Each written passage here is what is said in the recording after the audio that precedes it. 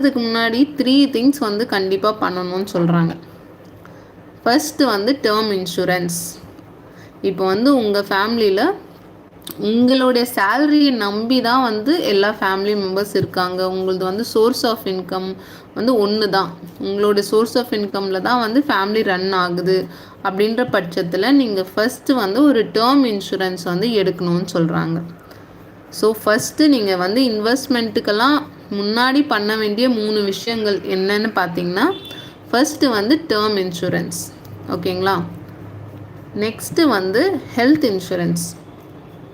Term insurance வந்து எதுக்காகனா, ஏதாவது ஒரு ப்ராப்ளம், இப்போ வந்து நம்ம தான் வந்து இந்த ஃபேமிலிக்கு சோர்ஸ் ஆஃப் இன்கமாக இருக்கும். நமக்கு ஏதாவது ப்ராப்ளம்ன்ற பட்சத்தில் நம்ம ஃபேமிலியை யார் பார்த்துப்பாங்க? அவங்களுக்கு தேவையான பணத்தை யார் கொடுப்பாங்க? அதனால தான் வந்து டேர்ம் இன்சூரன்ஸுன்ற ஒரு கான்செப்ட் வந்திருக்கு.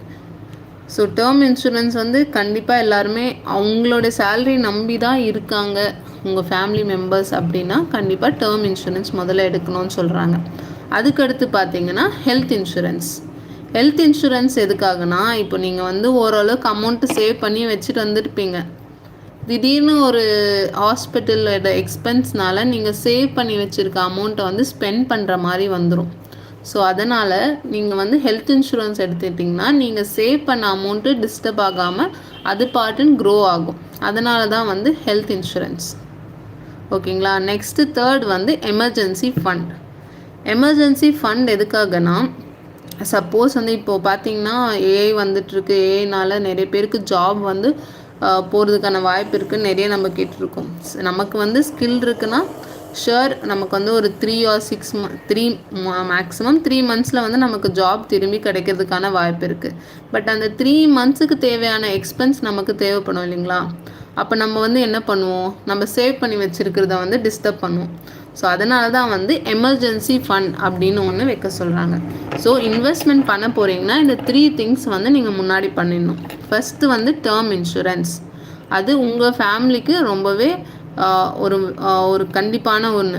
நெக்ஸ்ட்டு வந்து ஹெல்த் இன்சூரன்ஸ். அதுக்கடுத்து எமர்ஜென்சி ஃபண்ட்.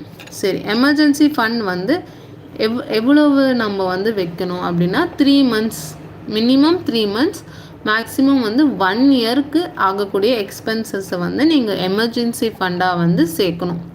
ஒன்ஸ் இது 3 ஆயிடுச்சுன்னா நீங்கள் வந்து இன்வெஸ்ட்மெண்ட்டுக்கு போகலாம். ஓகே, இதில் ஏதாவது டவுட் இருக்குங்களா யாருக்குன்னா?